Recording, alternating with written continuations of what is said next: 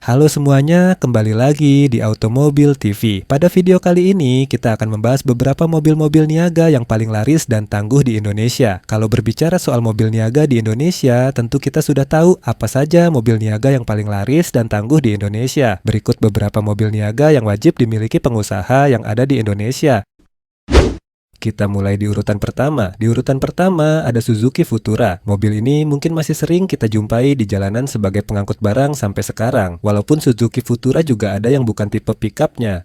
Suzuki Futura Pickup pertama kali diluncurkan pada tahun 1991 di Indonesia. Sejak kemunculan mobil ini langsung memikat para pengusaha untuk bisa memilikinya sebagai operasional usaha. Walaupun sebelumnya sudah ada Suzuki Carry S T100 atau Carry Bagong. Dibekali mesin 1300 cc pada saat kemunculannya sudah mampu membuat para pengusaha puas dengan kinerja mobil ini karena durability dan efisiensi bahan bakar. Jadi tidak heran mengapa sampai sekarang Suzuki Futura masih dipakai pelaku usaha karena ketangguhannya. Akhirnya setelah 3 dekade mendominasi pasar niaga di Indonesia dan berhenti produksi pada awal tahun 2019.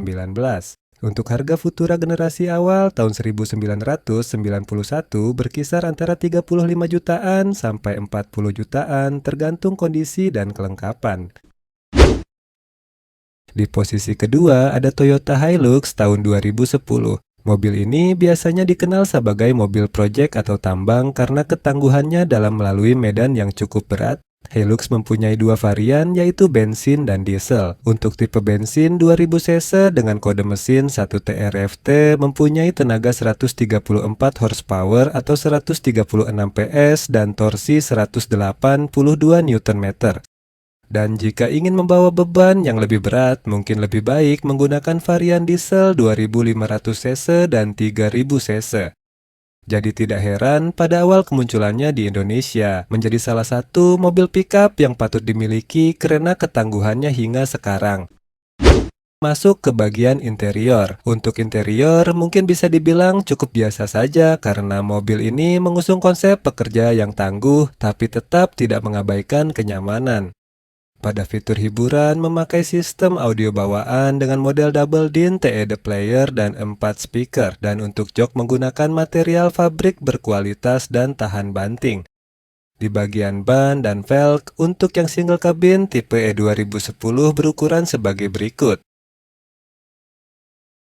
Jadi, jika yang ingin mempunyai Hilux single cabin bensin tahun 2010 ini, kisaran harganya sekarang sekitar 75 jutaan sampai 125 jutaan, tergantung kondisi mesin, jarak tempuh, dan kelengkapan.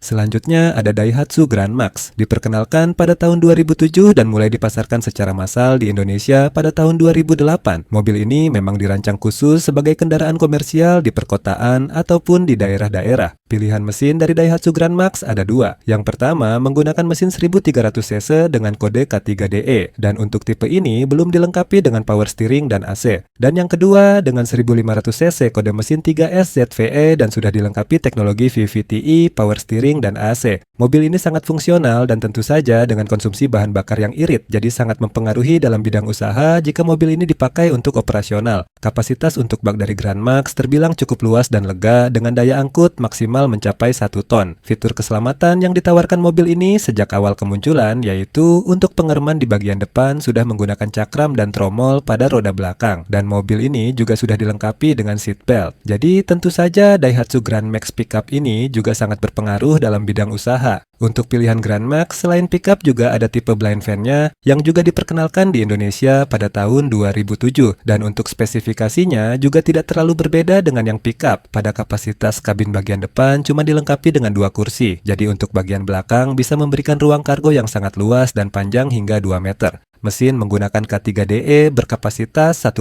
liter dan mesin 3SZ VE berkapasitas 1,5 liter. Dengan adanya dua varian Grand Max ini, Anda bisa menentukan pilihan untuk kendaraan sesuai kebutuhan usaha. Harga bekas untuk Grand Max Pickup tahun 2008 berkisar antara 35 jutaan sampai 50 jutaan untuk yang 1300 cc, tergantung kondisi fisik kendaraan dan kelengkapan lainnya. Dan untuk tipe 1500 cc berkisar antara 50 jutaan sampai 60 jutaan. Harga tersebut hanya perkiraan saja, bisa berbeda-beda tiap-tiap daerah dan kondisi unit. Di urutan keempat, Ada Toyota Kijang. Toyota Kijang meluncurkan jenis pick-up-nya pertama kali di Indonesia pada tahun 1977. Saat pertama kali diluncurkan, Kijang pickup terkenal dengan jenis atau sebutan Kijang Buaya. Kenapa diberi sebutan buaya? Karena desain kap mesinnya yang bisa dibuka sampai ke bagian samping layaknya mulut buaya. Di generasi kedua tahun 1980, satu Kijang kembali berevolusi dengan sebutan Kijang Doyok. Kenapa diberi julukan Doyok? Karena bentuk bodinya yang kotak, kaku, dan ramping dianggap menyerupai karakter kartun populer bernama Doyok. Kijang pickup bergenerasi sampai 4 kali. Tahun 1986 berubah menjadi Kijang Super, dan yang terakhir pada tahun 1997 kembali muncul dengan Kijang Kapsul karena desainnya lebih membulat dan aerodinamis. Ketangguhan Kijang sudah tidak diragukan lagi. Dari generasi awal hingga sekarang, Kijang pickup masih kita jumpai di jalanan, walaupun ada yang generasi pertama yang kondisinya sudah jauh berbeda dari bentuk aslinya. Tetapi mobil ini membuktikan ketangguhannya. Jadi tidak salah menjadi legenda mobil niaga di Indonesia. Dan untuk spare part mobil ini dari segi harga juga terbilang murah dan mudah juga untuk ditemui. Harga bekas mobil ini dari generasi awal hingga terakhir bisa bermacam-macam dengan kesesuaian kondisi. Tapi untuk Kijang pickup generasi awal dengan kondisi original seperti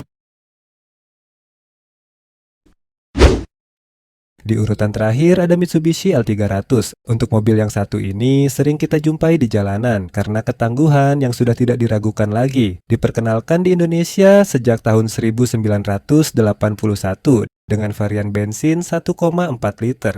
Pada tahun selanjutnya yaitu 1984, Mitsubishi meluncurkan varian dieselnya, dan pada tahun 2000 Mitsubishi lebih fokus memasarkan varian diesel yang terkenal lebih tangguh dan irit.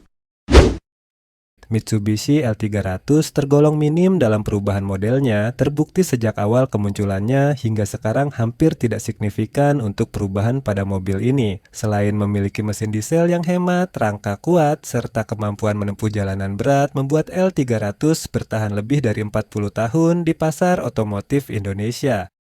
Berikut spesifikasi Mitsubishi L300 terbaru tahun 2025.